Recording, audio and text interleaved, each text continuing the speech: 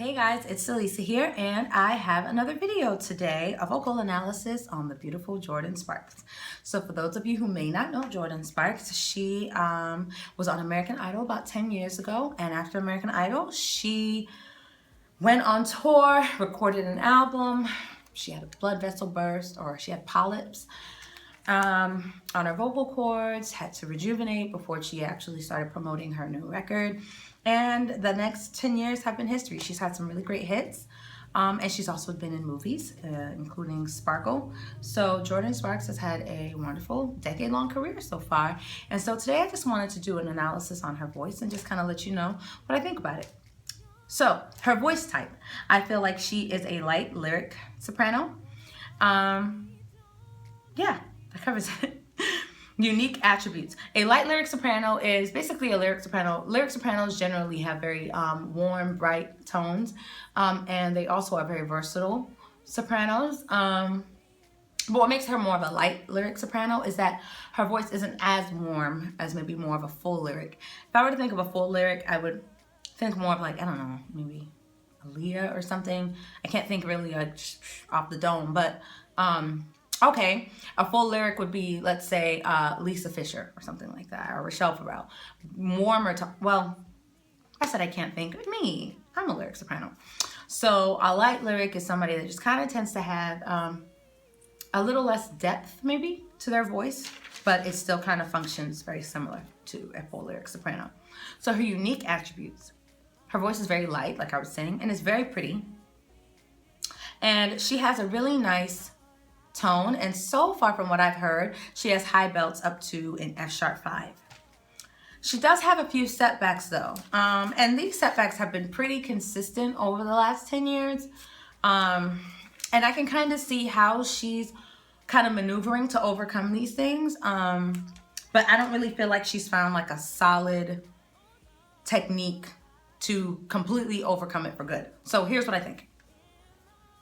Her voice always seems very fragile to me. It's never like steady or fully supported throughout her phrases. So when she starts a phrase, it'll be really big and beautiful and strong, and it'll have a lot of presence and a lot of ping, a lot of resonance.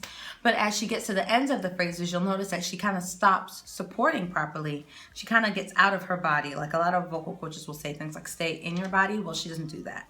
So what happens is her vibrato gets erratic. It kind of gets awkward, it gets a little shaky, and then sometimes her pitch gets a little bit off. Another word that you can use, especially when she gets a little bit higher, is the word shrill. Like it goes from very warm to kind of shrill, like almost a scream. And again, that's because she kind of pulls back on her support and she kind of closes her mouth prematurely. So in her mid-register, she never truly locks in a mixed belt or a head voice. So again, it's airy and shaky without resonance. In general, she really doesn't have resonance until she gets to a C#5 belt. So what I'm saying is, even though she has a nice voice, she has a great instrument, I feel like she never fully supports, or she comes off to me like she really doesn't have a concept of forward placement or mixed or singing in the mask in general. I just think that, usually for sopranos, what we tend to get good at is singing in the mask or placing our voice properly as the note gets higher, because your body just kind of starts responding to what it's going to take to kind of hit the higher notes. So that's what I hear with her and her belting technique, is that when she gets to about a C#5, that's when she sings with a lot of power. A C#5 shouldn't be super high for a true soprano, but I think because of her lack of technique, she doesn't really sing she doesn't really have the upper extension of fullness that she should. So,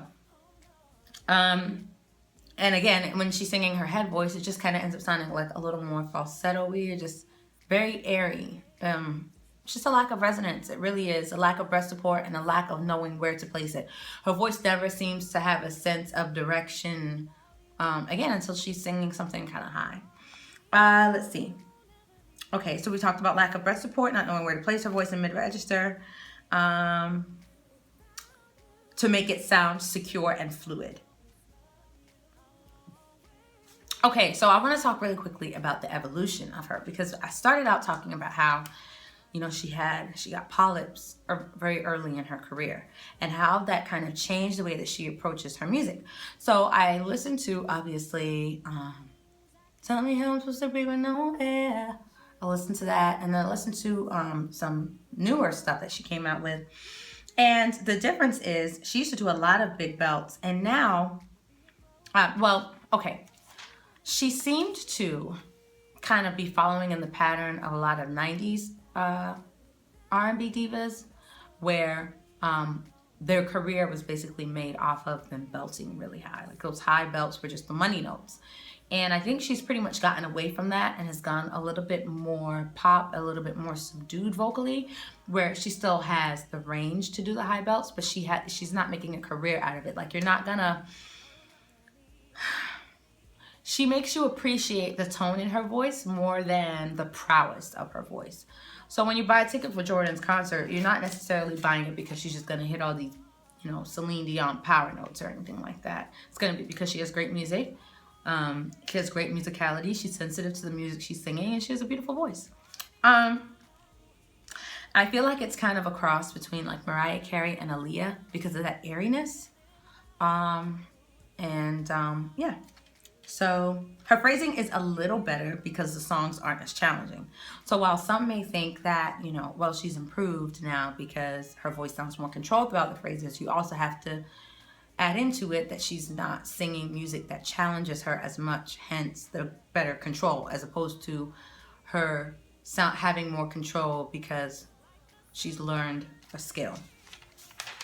So that is I know that's a strange place to leave off. Can I just, like, in closing say I like Jordin Sparks' voice, and I hope that she does learn to just kind of do those things, because it's kind of like just loose ends that need to be tied with her voice.